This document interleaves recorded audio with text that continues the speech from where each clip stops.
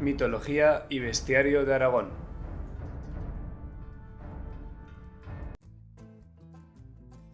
Buenos días, tardes, noches, cuando sea que estés escuchando. Bienvenidos al podcast de Mitología y bestiario de Aragón. Una vez más, soy vuestro anfitrión, L. de Lázaro. Otro domingo más, otro episodio más, a esta temporada de Gigantes. De nuevo, no nos salimos del Pirineo. Vamos a hablar de 3 montañas de esta cordillera tan maravillosa. Lo primero de todo, como se decía antes en las series, en episodios anteriores, quizás algunos os quedaréis con la duda. ¿Hablaremos hoy de gigantes o es otro título engañoso? La respuesta es compleja. Vamos a hablar de gigantes, sí. Pues vamos a hablar de la antigua morada de un gigante muy querido del que ya hemos hablado. No obstante, a la pregunta de si vamos a hablar de gigantes que simbolicen estos montes, tristemente no se especifica o no se habla de las protagonistas como gigantas. Sin embargo, sí que se las clasifica como homes granizas o mujeres granizas. Como en todas estas mitologías, leyendas y tradiciones orales con tanta versión, pero con tanta escasez de registros escritos, no hay mucha claridad acerca de las clasificaciones, por lo cual hay mucha rienda suelta para la imaginación. Por cierto, os he dicho que vamos a hablar de un gigante muy querido, pero no de quién. Quizás algunos ya me veis venir y ya sabéis de quién hablo, pero si queréis saberlo tendréis que quedaros hasta el final. Hashtag marketing, bromas aparte, gracias por escucharme y seguimos con el episodio. Sean gigantes o no, yo os recomiendo que os sentéis, os pongáis el cinturón y os agarréis, porque se vienen curvas. Haya o no homes granizos, estas historias de As-tres Serols son muy potentes, muy únicas y, sorprendentemente, sí, con trágicos finales. Si es que no se podía ser un gigante en la antigüedad y vivir una vida tranquila y sosegada. O quizás es que la gente no se ponía a contar historias acerca de gigantes que hacían la colada, iban a trabajar de 8 a 5 y que esperan con ganas el fin de semana. No, parece que eso no nos llama tanto la atención.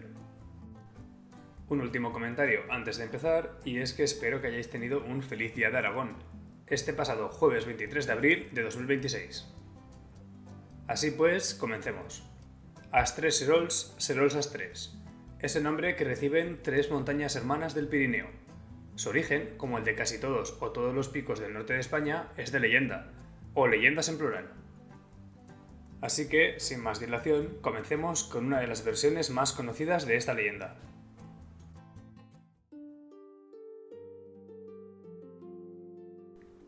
Cuando las tropas de los bárbaros invadían la península, llegó el caudillo Érico, a la cabeza de sus guerreros asolando las pequeñas aldeas pirenaicas que encontraba a su paso. En una de ellas reinaba la alegría, pues se iban a celebrar unas bodas como hacía tiempo que no tenían lugar. 3 hermosas jóvenes, hermanas, iban a casarse con 3 muchachos. El padre de las doncellas no cabía en sí de gozo, pues nunca había soñado que su descendencia pudiera encontrar matrimonio en la misma aldea. Se ultimaban los preparativos cuando de repente un ruido como de trueno se oyó monte arriba. Apenas dio tiempo de prepararse para la lucha. Los bárbaros a caballo mataron a casi todos, destrozando casas y campos.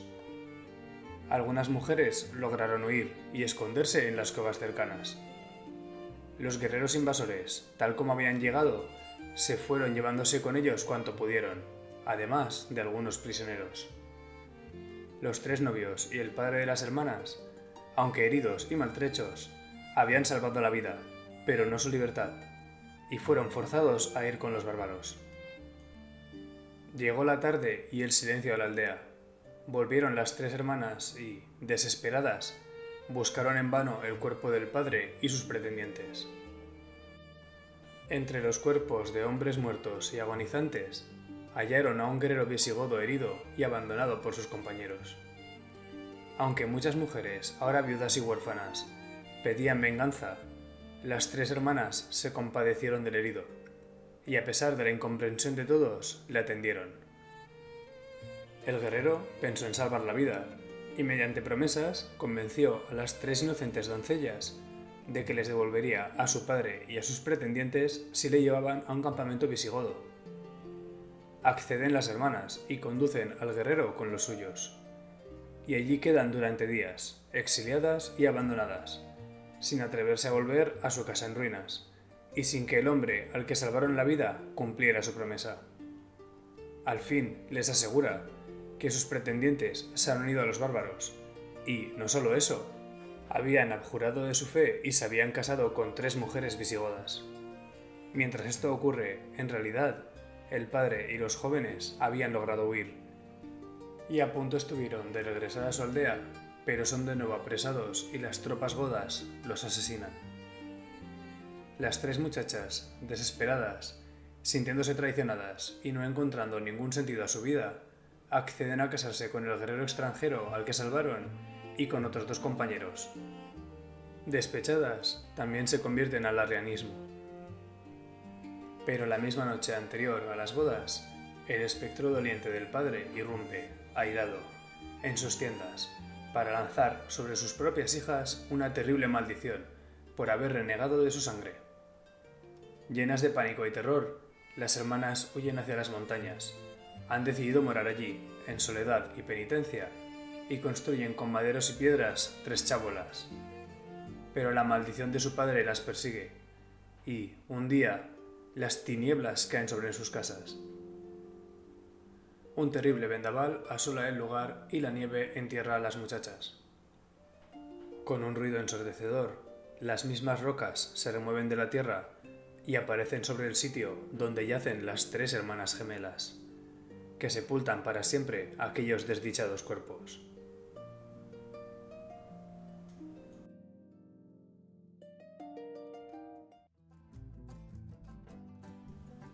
Se trata de una historia con multitud de detalles a comentar. Como siempre, toca daros la chapa y analizar un poco la leyenda juntos. Que siempre viene bien ver el contexto, datos interesantes y ver si las historias nos pueden aportar alguna lección de valor moral o filosófico a nuestra vida. Generalmente de estas historias podemos aprender poca cosa que no sepamos ya, espero. Pero enseñan que subir ciertas montañas era peligroso, la hospitalidad con quien lo necesita y que si matas a alguien de un flechazo te llevas un castigo. El primer detalle es uno que quizá pase desapercibido. Hay un nombre al principio del relato. Se habla de un tal caudillo Érico. Este nombre es crucial y nos sirve para saber el origen de la leyenda o al menos a poder ubicarla en la cronología aragonesa. El caudillo Érico fue una figura real, no un personaje ficticio de la leyenda. Se refieren a Eurico o Érico, el rey de los visigodos entre los años 466 y 484. Se trató de un líder militar conocido por su brutalidad. Fue él quien derrotó los resquicios del Imperio Romano de Occidente que aún quedaban en la península ibérica. Extendió su reino y también llegó a los Pirineos. Se menciona también que las hermanas se convierten al arrianismo. Para quienes no lo sepan, yo lo tuve que buscar, os ahorro la búsqueda en el ChatGPT, Google o el viaje a la biblioteca de confianza. El arrianismo fue una rama del cristianismo que la Iglesia de Roma no consideraba como legítima. Era una herejía cristiana. Los invasores visigodos de nuestro amigo Érico eran arrianos, mientras que los hispanoromanos, la gente del Pirineo en ese momento, como se puede intuir de la leyenda por el año, eran católicos. Debido al cambio de fe al arrianismo, el espectro doliente del padre se les aparece y les maldice. Me parece bastante poética, épica y siniestra la frase «las tinieblas caen sobre sus casas», para cuando el castigo o la maldición finalmente las atrapa. Es un final bastante injusto. Ellas estaban en el culmen de la felicidad, a punto de desposarse con sus respectivos prometidos, y en ese momento lo pierden todo, a sus novios y a su padre. Salvan del resto del poblado y le curan al guerrero moribundo, las figuras femeninas asociadas de nuevo a la bondad y a la empatía, el cuidado antes que el daño. Y finalmente son engañadas por ese soldado, y en base a ello, desde sus corazones rotos, se cambian de fe. Lo hacen buscando un nuevo comienzo. Ellas no se unen a los visigodos por traición. Salvan al soldado con la intención de rescatar a sus seres queridos secuestrados por los invasores. Con ese acto de salvación del enemigo, se convierten en parias y traidoras de sus antiguos vecinos. Cuando este visigodo las engaña, ellas buscan empezar de cero, desde el dolor, ya que ellas creen que han sido abandonadas y traicionadas. Su padre las maldice injustamente. Objetivamente, para el padre, con una mentalidad medieval, sería ver que se han casado con los invasores e incluso han cambiado de religión. Para el padre es la perdición de su linaje y que encima sus hijas se enlacen con sus asesinos. Es verlo desde un punto de vista muy reduccionista y con cero empatía hacia sus propias hijas. Bastante habían sufrido ya las pobres. Son, junto con el resto de la aldea, las víctimas de esta historia. Si no, las que más habían sufrido. Pérdida, traición y engaño. Al igual que en otros finales clásicos, las víctimas acaban siendo condenadas a sufrir aún más. Los verdaderos agresores, los invasores visigodos, quedan impunes. El Pirineo, como hemos visto hasta ahora, presenta historias con una justicia un tanto extraña. En algunas historias, el asesino es el castigado, como era en el caso de Aneto. En otras historias, como es la de la Maladeta, la pastora que no negó la ayuda termina también convertida en piedra. En esta historia, las víctimas cometen un error, si es que decidimos verlo así, y son castigadas. Los visigodos continúan con su vida. De hecho, es una historia con un muy pequeño toque de evangelización. No hay una figura divina cristiana, pero sí que se considera un error el haber renegado del cristianismo y por ello terminan castigadas. Un cuento de advertencia acerca de los peligros de acercarse a otras religiones. Hay cierta ironía poética. En el principio del relato, las hermanas huyen a las montañas a esconderse en una cueva para poder vivir. Al final del relato, las hermanas huyen a las montañas donde terminan muriendo. Esas montañas han sido su refugio y su tumba. Es una historia donde vuelven al lugar de origen. Pequeña lección de vida. Lo que una vez funcionó, no siempre va a funcionar. Como cuando el vecino del quinto decide que es una buena idea darle una enésima oportunidad a su expareja, y nos toca a todos los vecinos escuchar luego los lloros y lamentos. Se nos menciona, solo al final, que son hermanas gemelas. Dudo mucho que eso tuviera nada que ver, pero es un detalle curioso. Quizás sea una metáfora de que no se hace ninguna distinción acerca de las hermanas. Actúan como una sola. No hay individualidad. No quiero decir que los gemelos compartan personalidad, pero a nivel de historia se puede tratar de simbolismo. Respecto de indicarlo al final del relato, me parece un guiño muy poético. Todos somos iguales ante la muerte. No obstante, me estoy flipando seguramente como todos los que ven películas de Pixar y se pegan horas y horas buscando referencias en cada frame. Si hablamos de geografía, estos tres montes gemelos son Monte Perdido, el Cilindro de Mármore y el Pico Añisclo. Son tres de las cumbres más altas del Pirineo.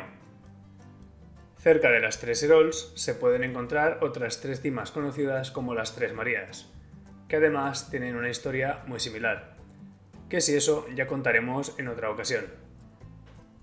Pero no nos desviemos de tema, que las tres hermanas tienen bastantes historias, así que vamos a ver otra más de ellas.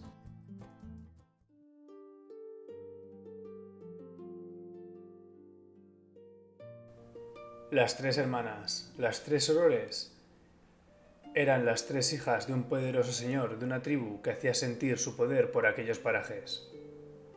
Las jóvenes eran admiradas por todo el poblado por su hermosura, su gallardía y por la destreza en el manejo del arco. Todos los jóvenes aspiraban a ser los dueños de sus corazones, pero ninguno había conseguido la más leve mirada de ellas. Un día aparecieron tres guerreros montados en soberbios alazanes, alardeando del manejo de la honda y otras armas, y retando al que con mayores habilidades se enfrentase a ellos. Sabedoras las tres jóvenes de tal petición, la rechazaron con denuedo, y solo la fuerza lograría abatirlas. El combate fue feroz, pero en un momento de desfallecimiento de las tres pastoras, fueron sus cuerpos atravesados por flechas, y los invictos huyeron a sus poblados después de su hazaña. Cuando el padre buscó a sus hijas con más asombro que miedo, encontró cómo habían emergido de la tierra tres picachos próximos entre sí.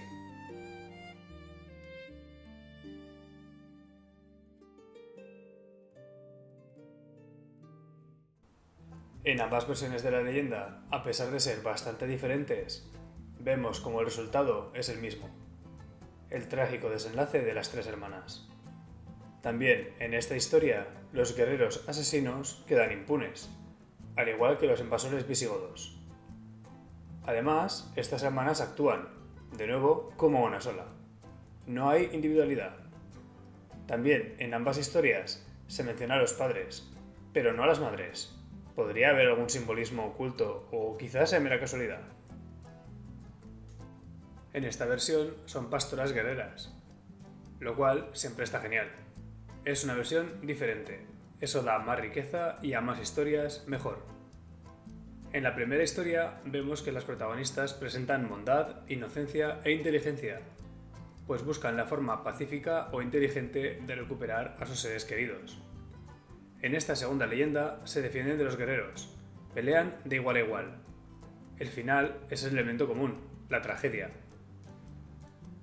El final de esta última es trágico, pero al mismo tiempo se podría ver como una especie de homenaje de los cielos. En otras mitologías, cuando un héroe fallece, se le inmortaliza en el cielo estrellado. En Aragón, también. Quiero recordar que esto es solo una leyenda, no está garantizado que esté basado en hechos reales. Por favor, no vayáis a pelearos con flechas a los Pirineos, o al menos no me uséis como referencia antes de acabar en urgencias.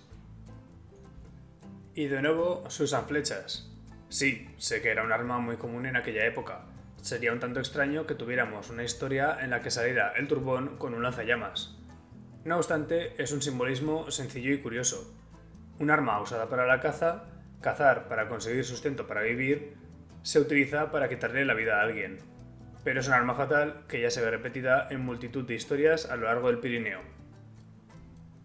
En esta versión se menciona directamente el término sorores, que en latín significa hermanas.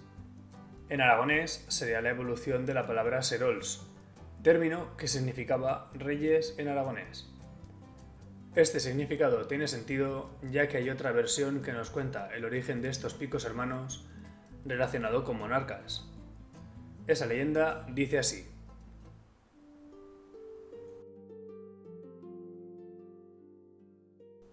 cuenta la tradición que hace muchos siglos 3 reyes viajaban juntos atravesando el Pirineo.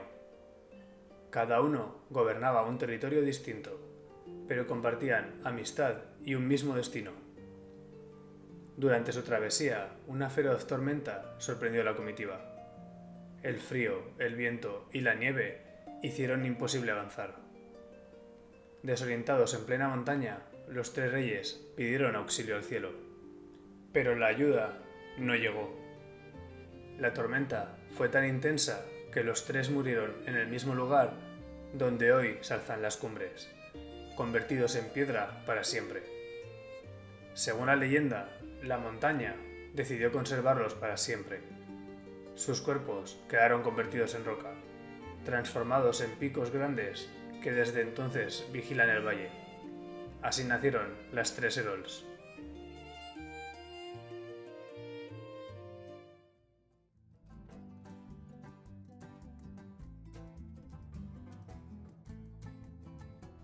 Una historia trágica. ¿Qué puede significar? Quizá tenga relación con el nombre francés de este monte. Y es que los exploradores franceses lo llamaban Mont Perdu, el monte perdido. Se le asignó este nombre ya que, al intentar acceder desde el norte, la cima se perdía entre otras montañas y la niebla, de tal forma que era bastante difícil de encontrar. Se han perdido, pero esa ayuda, ¿por qué no llega? ¿Se ha acabado la piedad y la compasión de los dioses? Más bien, se trata de una historia que relata el poder absoluto de la montaña. Los reyes gobernaban como si por mandato divino se tratase. Los cielos les dan la espalda. Es una cura de humildad.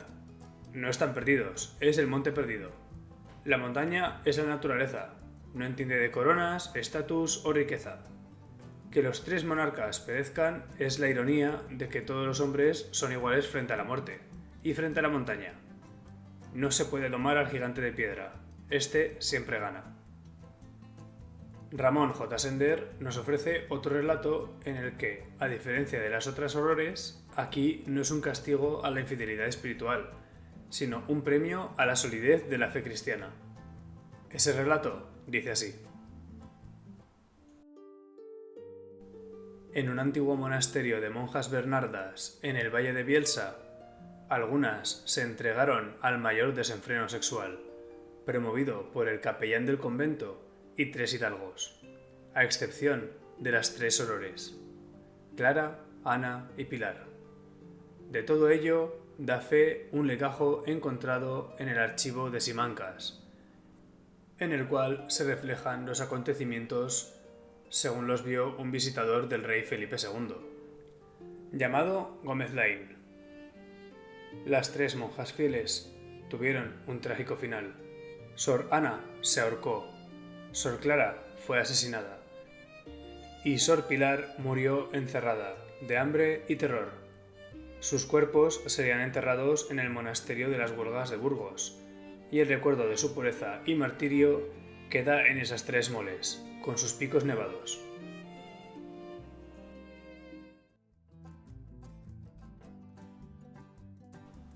También, como no, al igual que en otros tantos picos del Pirineo, tenemos una variante de la leyenda, en la cual un pastor le niega la ayuda a un mendigo durante una tormenta. El pastor, en este caso, se dice que es San Antonio. Como castigo por la avaricia, la zona se convierte en un monte de hielo y roca. Volvemos a ver que en esta zona tenemos historias en las que una figura divina católica se disfraza e intenta probar la moral de los humanos o gigantes, y al fallar la prueba, su pecado les convierte en un monte. Para respaldar la teoría de la mitología aragonesa, al hablar de los hombres granizos, no se suele separar ese término de su correspondiente espíritu de la montaña. En el macizo de las Sorores, cuando el cierzo o las ventiscas de nieve golpean contra las montañas, sus grietas y cañones verticales se producen unos silbidos que suenan muy agudos. Los pastores que frecuentan la zona de Bielsa y Torla afirman que los silbidos deben de ser los lamentos eternos de las 3 hermanas. Hoy en día siguen llorando por el frío, la tristeza del dolor y la traición a su padre. En todas estas historias vemos que se hace un exceso de uso del número 3. Este número para las figuras femeninas es el tropo, una representación muy antigua de la humanidad. Representa el ciclo de la vida, la doncella, la madre y la anciana. Este arquetipo de cuentos y mitologías clásicas está presente en las moiras griegas, Cloto, Láquesis y Atropos, que son las que cortan el hilo de la vida. También se tiene a las nornas nórdicas. Y en Aragón, por supuesto, acabamos de conseguir nuestra propia Trinidad femenina. Como hemos visto antes, este tropo es bastante inseparable. En las leyendas asociadas a las 3 hermanas, estas actúan como una sola.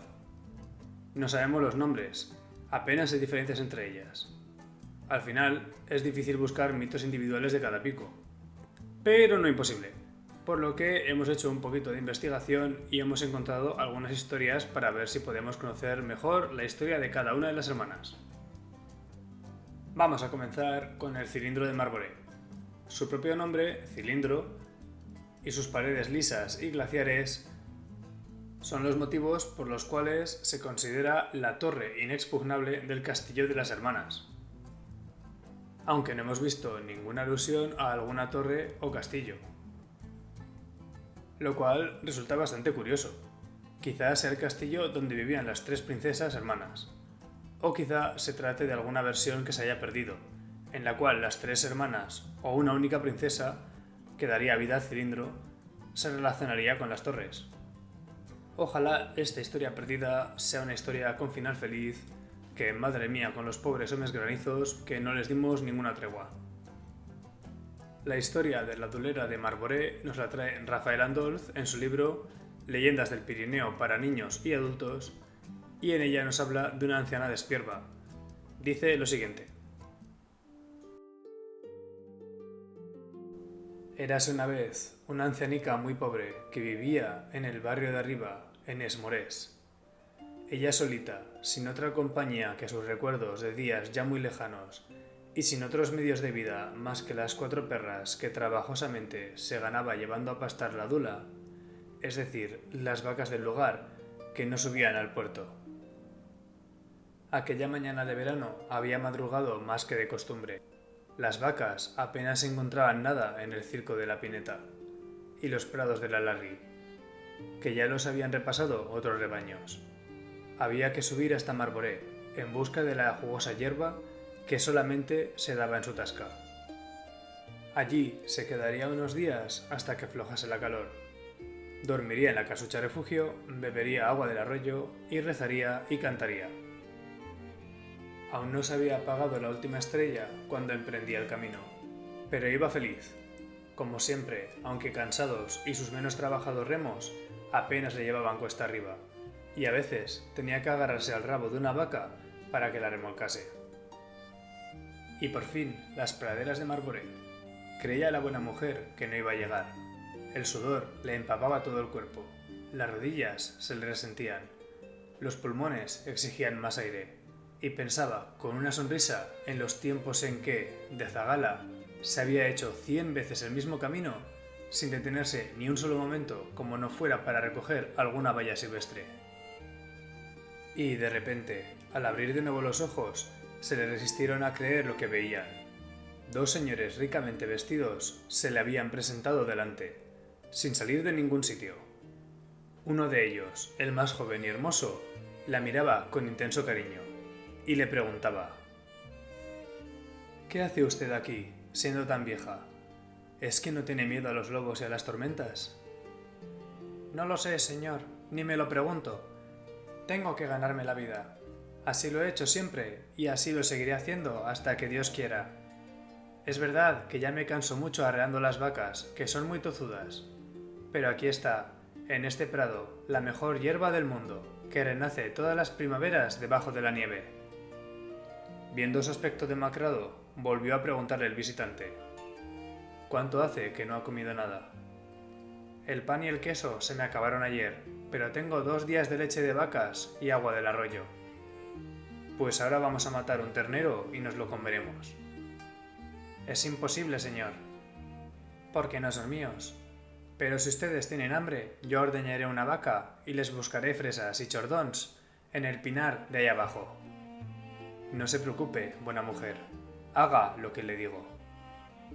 Cogieron un ternerillo, lo mataron, lo desollaron, encendieron una hoguera y lo pusieron a asar sobre la brasa. En medio de la pradera pusieron la piel.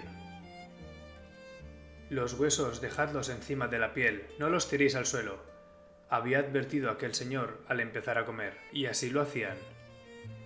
Cuando terminemos de comer, el señor joven, que era nuestro señor, dio un puntapié a la piel, y los huesos del montón se empezaron a juntar como un rompecabezas. Como por ensalmo, se cubrieron de nervios y carne. La piel se alzó también y los forró, y el ternero se puso en pie. Ya no estaba muerto. La dulera pensó que estaba soñando. No salía de su asombro. «Ahora va a hacer lo que yo le digo», continuó nuestro señor, «que no quiero que se canse tanto arreando el ganado. Coja la vaca de la esquila grande y todas la seguirán». Y añadió luego: «Así se honda la plana de Marboré, vacas y vaqués, escudillas y mortés, la nieu que caiga, que ya nunca se vaya mes».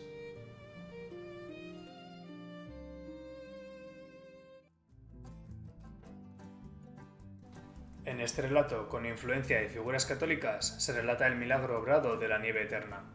Y es que, a día de hoy, aun en verano, sigue habiendo nieve en esa zona.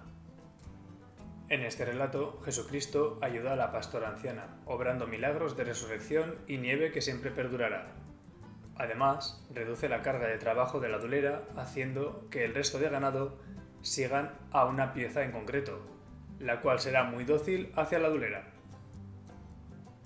Este relato de la anciana rompe con el patrón de historias que veíamos sobre el castigo por la avaricia. Es un mito etiológico, de creación. Nos explica la nieve. En contraste con los reyes, la recompensa de la anciana es debido a su humildad. Ella no solicita la ayuda, y por ese mismo motivo la ayuda le es concedida. ella había aceptado su destino. Así lo seguiré haciendo hasta que Dios quiera. Ella también pasa una segunda prueba de moral, la prueba de la honradez. Cuando la figura divina le dice de matar al ternero para comer, ella se niega porque no son suyos. Prefiere pasar hambre o buscar fresas silvestres antes que robar. Así ha superado la prueba que condenó a los pastores avariciosos de los otros montes. El detalle de que Jesucristo junte los huesos debajo de la piel y el ternero resucite es increíble. No se trata de un milagro típico cristiano, es un arquetipo chamánico muy antiguo. En las tribus nórdicas, como los machos cabríos de Thor, los cuales resucitaban una vez éste se los comía. Se creía que el alma residía en los huesos. En este caso podemos ver que en el folclore aragonés hemos cogido magia pagana y se la hemos entregado a Jesucristo. El origen de los glaciares es una maldición o una bendición final. La nieu que caiga, que nunca se vaya mes. Explica la existencia de la nieve perpetua y los glaciares del cilindro de Marboré. Dios congela el tiempo en esa pradera, para que la anciana nunca más tenga que subir cuestas buscando hierba. Sigamos nuestro análisis de los picos individuales, en este caso con el pico de Añisclo, el Somme de Ramont. A los pies de este pico nace el impresionante Cañón de Añisclo. Sobre él tenemos una leyenda que dice lo siguiente. La leyenda cuenta que San Urbez, antes de ser santo, era un humilde pastor que guiaba a sus ovejas por estos parajes tan duros. Un día, huyendo del crudo invierno, se encontró atrapado. Delante de él se alzaba un muro de roca impenetrable y detrás la tormenta. Sin salida, el pastor agarró su vara de madera, su cayado, y, con una fe ciega, golpeó la pared de la montaña. La roca se partió en dos, con un estruendo terrible, como si el monte se abriera de dolor, creando una grieta colosal para que él y su rebaño pudieran pasar. Ese tajo gigante que le hizo a la montaña es lo que hoy conocemos como el Cañón de Añisclo.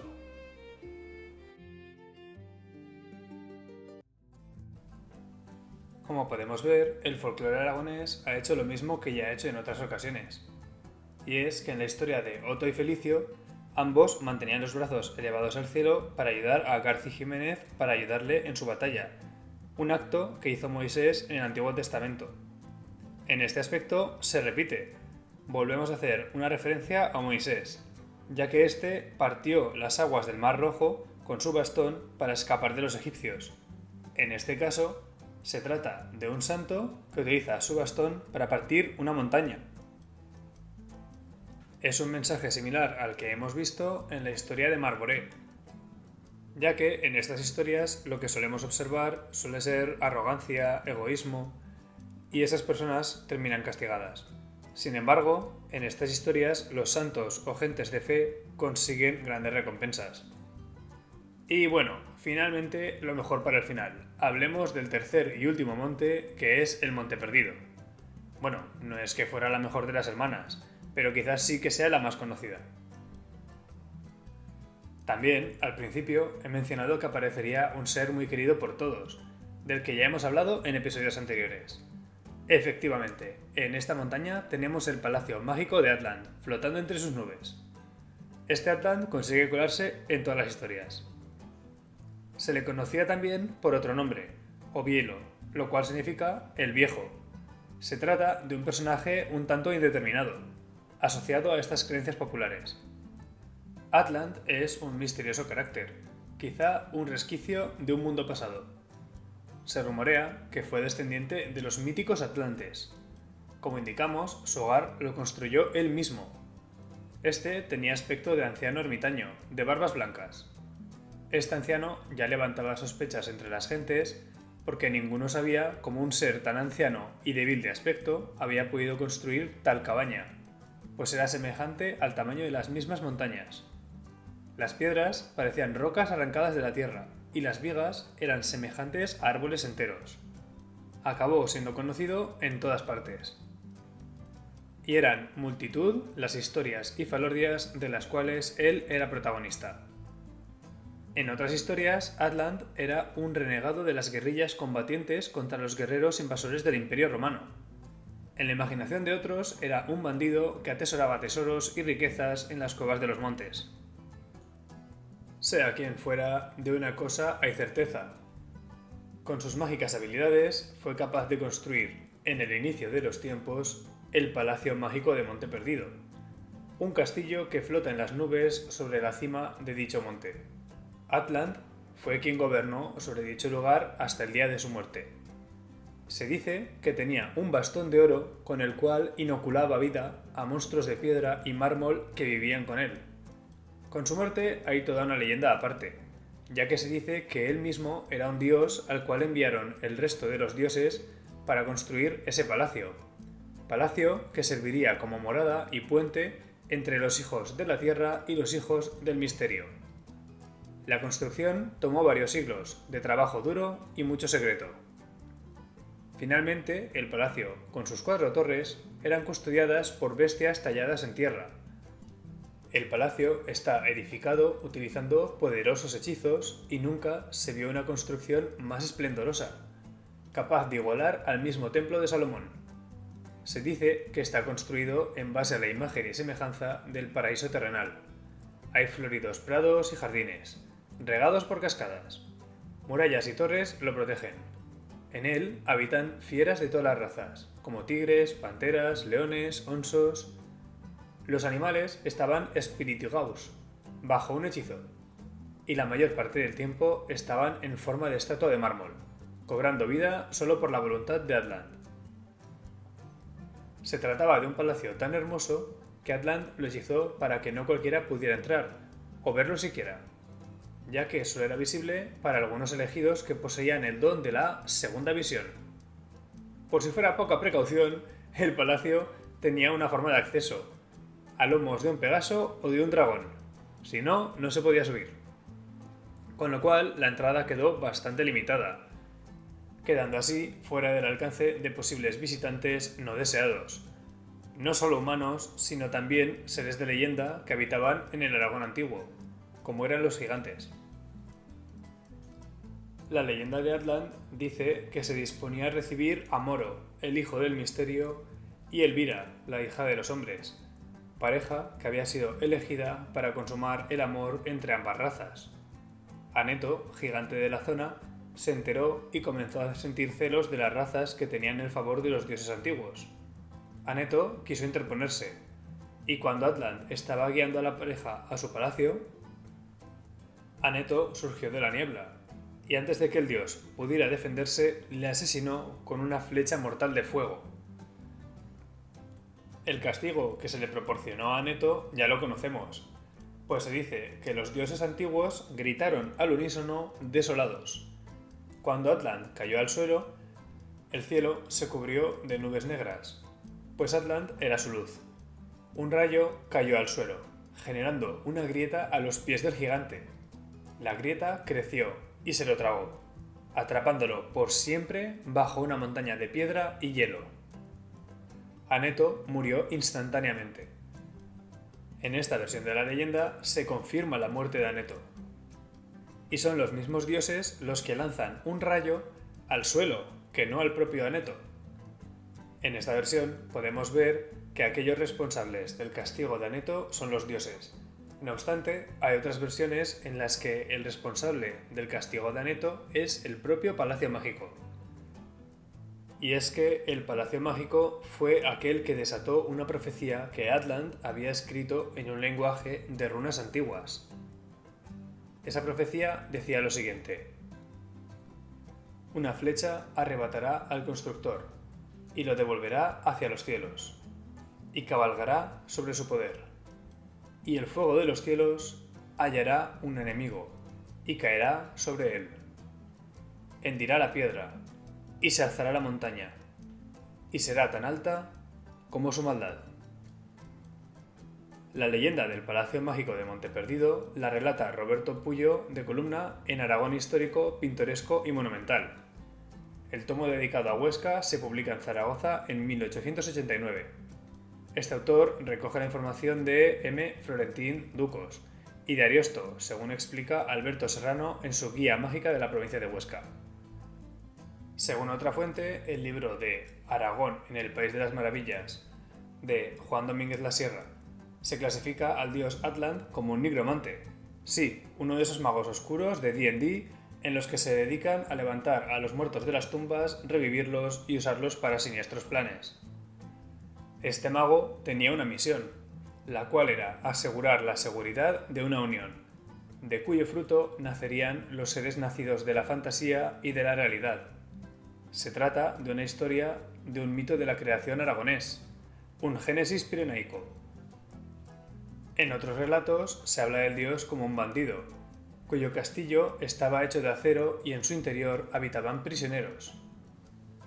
Pero en otras tantas versiones es un dios bondadoso que mueve montes y al cual le habían encomendado facilitar el amor de Moro, hijo de los hombres, y Elvira, la hija de la fantasía. Sí, es curioso, dependiendo de la leyenda, la mujer es la hija de la fantasía o de los hombres y el hombre es hijo del misterio o de los hombres. ¿Quién será el verdadero hijo del misticismo? Y bueno, eso es todo, amigos. Hemos visto historias sobre las tres hermanas e incluso algunas menos conocidas sobre cada una de ellas por individual. Espero que la hayáis disfrutado tanto como yo.